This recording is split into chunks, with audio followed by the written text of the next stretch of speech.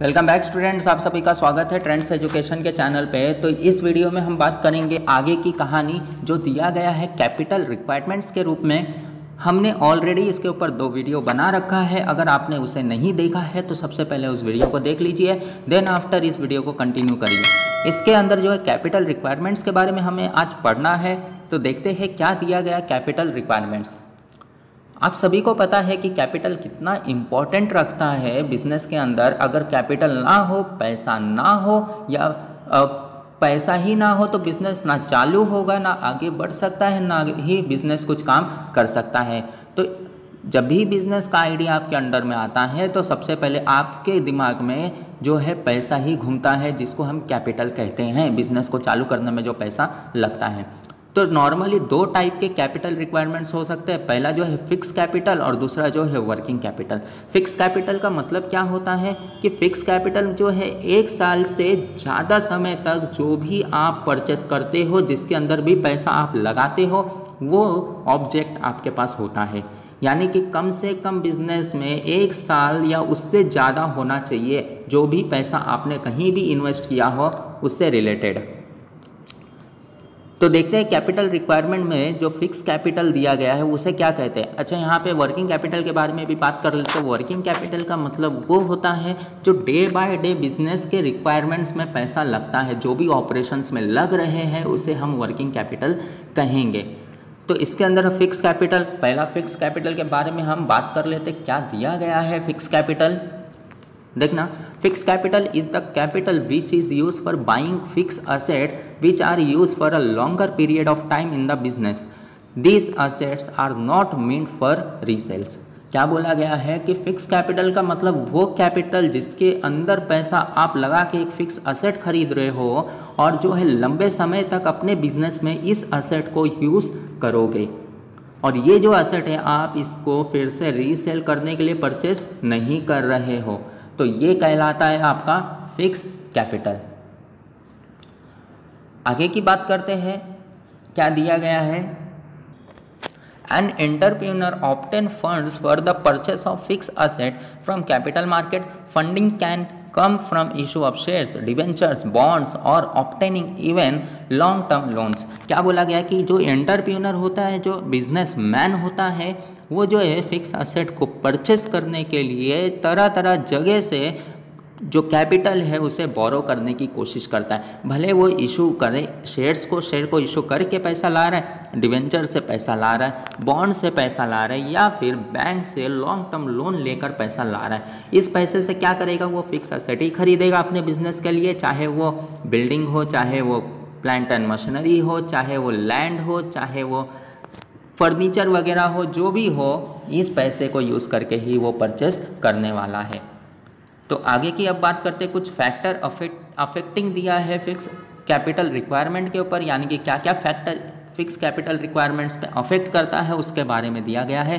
पहला, nature of business. अब nature of business का मतलब जैसा बिजनेस का नेचर होगा, जिस टाइप का बिजनेस होगा उसके हिसाब से फिक्स असेट लगेगा। ये तो कॉमन सेंस है कि जैसा आपका बिजनेस वैसा फिक्स असेट। नेक्स्ट है साइज ऑफ बिजनेस। अब ये भी कॉमन सेंस ही है, क्या बोलता है कि जिस टाइप का मतलब जैसा साइज होगा बिजनेस का, अगर लोकल लेवल का होगा तो लोकल लेवल के हिसाब से आप पैसा इन्वेस्टमेंट करोगे, उस हिसाब से आप पैसा फिक्स कैपिटल मतलब जो फिक्स असेट है उसे परचेस करोगे। उसके बाद अगर बात करें नेशनल लेवल का है तो नेशन के हिसाब से आपका जो बिजनेस है उसके हिसाब से कैपिटल लगेगा, और इंटरनेशनल का है तो उसके हिसाब से बिजनेस में कैपिटल लगेगा। That is known as size of business. अगला बात करते हैं स्कोप ऑफ बिजनेस। अब स्कोप ऑफ बिजनेस का मतलब क्या है कि यहाँ पे जो बिजनेस है वो किस तरीके से, आपका क्या विज़न है, आपका क्या मिशन है, उसके हिसाब से आप पैसा यहाँ पे लगाओगे। यानी कि सबसे पहले आप प्लानिंग वगैरह करोगे, देन आफ्टर अगर आपका जो भी विज़न होगा, अगर प्रोडक्शन में आपका विज़न होगा तो यहाँ पे प्रोडक्शन से रिलेटेड आपका कैपिटल लगने वाला है, डिस्ट्रीब्यूशन से रिलेटेड आपका कैपिटल लगने वाला है। उसके बाद करें एक्सटेंड ऑफ लीज और रेंट। यानी कि अगर आप लैंड वगैरह, बिल्डिंग वगैरह लीज पे लेते हो, रेंट पे लेते हो, तो यहाँ पे भी तो फिक्स कैपिटल लगने ही वाला है। तो यहाँ पे जितना भी देखे अभी तक वहाँ पे फिक्स कैपिटल ही लगने वाला है। तो यहाँ पे जो रेंट वगैरह है ये भी आपका कम नहीं होगा, भले ही आपका बिजनेस में फ्लक्चुएशन आ रहा है, उतार चढ़ाव आ रहा है, फिर भी आपका उतना ही पैसा जाएगा जितना लगने वाला है रेंट में या लीज पे। लीज का मतलब होता है लंबे समय के लिए आपने रेंट पे एक ही बार में पर्टिकुलर बिजनेस को चालू करने के लिए लैंड या फिर उस प्लेस को परचेस कर लिया हो, या फिर मशीनरी वगैरह भी आ सकता है इसके अंदर। उसके बाद है अरेंजमेंट ऑफ सब कॉन्ट्रैक्ट।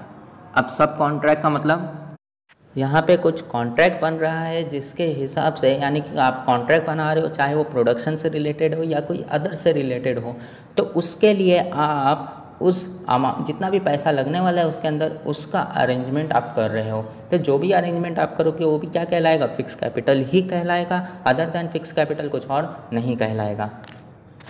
अगला है एक्विजिशंस ऑफ ओल्ड असेट। अब एक्विजिशन ऑफ ओल्ड असेट का मतलब है कि आप पुराने असेट को क्या कर रहे हो, खरीद रहे हो, भले ही आप लो प्राइस में ही क्यों नहीं खरीद रहे हो, फिर भी वो क्या कहलाएगा, आपका जो इन्वेस्टमेंट है उसके अंदर कहीं ना कहीं आपका पैसा जाने वाला है, ये भी क्या कहलाएगा, फिक्स असेट ही कहलाएगा। ओल्ड असेट मतलब क्या, असेट मतलब असेट ही है, भले ओल्ड हो या न्यू है, अगर उसके अंदर आप पैसा डाल रहे हो वो भी क्या कहलाएगा, फिक्स ही कहलाएगा।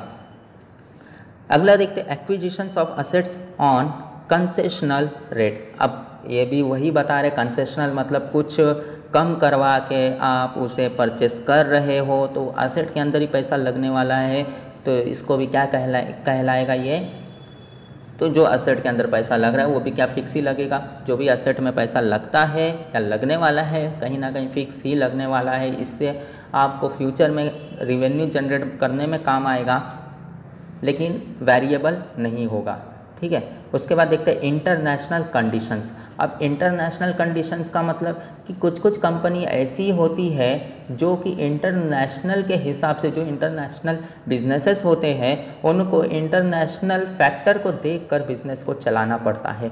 तो इंटरनेशनल फैक्टर जैसे कि एक्सपेक्टिंग वॉर हो गया, या फिर जो भी शॉर्टेज ऑफ मटेरियल वगैरह है, तो इसके अंदर बिज़नेस को ऑलरेडी पैसा डालना पड़ता है, या फिर एक्सपेक्टिंग वॉर है तो इसके अंदर जो है बिज़नेस को भी शामिल होना पड़ता है, कुछ ना कुछ जो भी पैसा होगा वो गवर्नमेंट को देना पड़ता है। तो एक तरीके का ये भी क्या फिक्स कैपिटल ही है, यानी कि एक बार आपने पैसा इन्वेस्टमेंट कर दिया, दोबारा वो पैसे पे मतलब लॉन्ग समय के लिए वो पैसा इन्वेस्टमेंट हो जाता है, तो इसे की भी क्या बोला गया है, फिक्स कैपिटल के अंदर रखा गया है। नेक्स्ट बात करते हैं ट्रेंड्स इन इकोनॉमी। अब ट्रेंड्स इन इकोनॉमी का मतलब है जैसे जैसे इकोनॉमिक चेंज हो रहा है, जिस हिसाब से एक्सपांशन हो रहा है, बिजनेस चेंज हो रहा है, उस हिसाब से आपको भी पैसा इन्वेस्टमेंट करना पड़ेगा, उस हिसाब से पैसे को भी यहाँ पे रेस करने पड़ेंगे, जिसको क्या बोला गया है, ट्रेंड्स इन इकोनॉमी। इकोनॉमी के हिसाब से बिजनेस को भी चेंज करना पड़ेगा समय समय पे, दैट इज नोन एज, यहाँ पे भी कैपिटल का जनरेट करना पड़ेगा, कैपिटल इन्वेस्टमेंट करना पड़ेगा।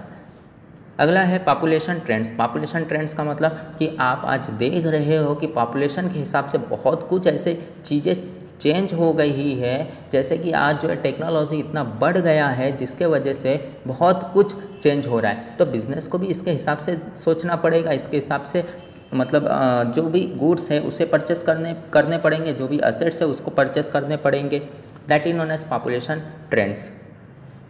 उसके बाद है कंज्यूमर प्रेफरेंस। कंज्यूमर प्रेफरेंस का मतलब है कि कंज्यूमर क्या चाहता है, कौन से गुड्स एंड सर्विसेज को चाहता है, उसके हिसाब से, उनके डिमांड के हिसाब से बिजनेस को अपने आप को चेंज करना पड़ेगा।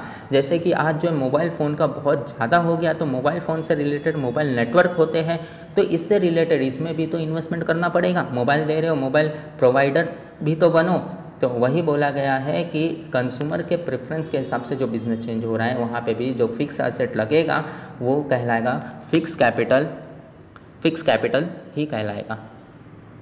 नेक्स्ट देते हैं कॉम्पिटेटिव फैक्टर। अब कॉम्पिटेटिव फैक्टर मतलब आप देख रहे हो कि मार्केट के अंदर कंपटीशन कितना बढ़ चुका है। अब कंपटीशन के हिसाब से भी तो बिज़नेस काम करता है। अब कंपटीशन क्या क्या कर रहा है, कैसे कैसे वो अपने आप को अपग्रेड कर रहा है, उस हिसाब से मैं भी तो अपने आप को अपग्रेड करूँ।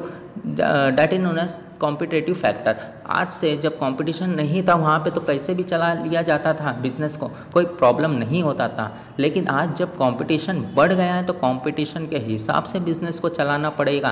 कंपटीशन जैसा मतलब जैसा कॉम्पिटिटर करता है उस हिसाब से हमें करना पड़ेगा, ताकि वो कंपटीशन में कॉम्पिटेटिव एडवांटेजेस गेन कर सके। ओके, तो यही इंपॉर्टेंट था यहाँ पे कंपटीशन फैक्टर, जो कि फिक्स कैपिटल में ही आता है। तो हमने यहाँ पे फिक्स कैपिटल को ख़त्म कर दिया है। इतना ही आपके पॉइंट से बहुत इंपॉर्टेंट रखता है फिक्स कैपिटल, कैपिटल स्ट्रक्चर। तो इस वीडियो में बस इतना ही। अगर आपको कोई डाउट होगा हमारे टेलीग्राम ग्रुप को आप ज्वाइन कर सकते हो, वहाँ पे अपने डाउट्स को रेज कर सकते हो, हम उसके आंसर देने के लिए ट्राई करते रहेंगे। तो इस वीडियो में बस इतना ही। अब हम मिलते हैं नेक्स्ट वीडियो में, तब तक के लिए टेक केयर एंड धन्यवाद।